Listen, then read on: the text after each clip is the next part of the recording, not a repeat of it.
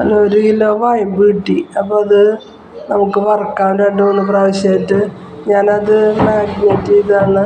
അതിൽ 1 സ്പൂണ് മുളക് പൊടിയും 1 സ്പൂണ് കാശ്മീരി മുളക് പൊടിയും 1/2 സ്പൂണ് കുരുമുളക് പൊടി 1/2 സ്പൂണ് പെരുംജീരകത്തിൻ്റെ പൊടി ഉപ്പും മഞ്ഞൾ ഇതൊക്കെ ഇട്ട് മാഗ്നേറ്റ് ചെയ്ത് വെച്ചതാണ്. അപ്പോൾ നമുക്കത് 1-മുക്കാൽ മണിക്കൂറോളം 1 മണിക്കൂറാണ് വെക്കേണ്ടത്. അപ്പോൾ ചുരുങ്ങിയത് 1 മണിക്കൂറെങ്കിലും വെക്കണം. അപ്പോൾ നമുക്കത് വെച്ചിട്ട് നമുക്ക് വറുക്കാനെടുക്കാം. അങ്ങനെ ഇരിക്കട്ടെ. അപ്പം മാഗ്നേറ്റ് ചെയ്ത് വെച്ചത് നമ്മളിപ്പോൾ 1 മണിക്കൂർ കഴിഞ്ഞു. നമുക്ക് വെളിച്ചെണ്ണ ചട്ടിയിൽ വെച്ചിട്ട് ചൂടാകാൻ വെച്ചിട്ട് ചൂടാകുമ്പോൾ നമുക്ക് അതിലെടുത്തിടാം.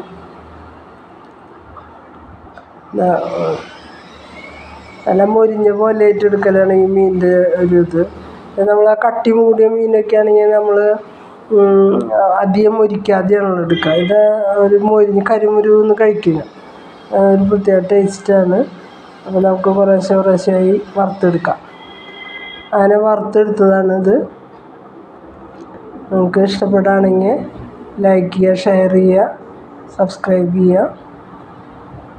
Thank you. ഇന്നത്തെ കറിയും മീൻ വറുത്തത്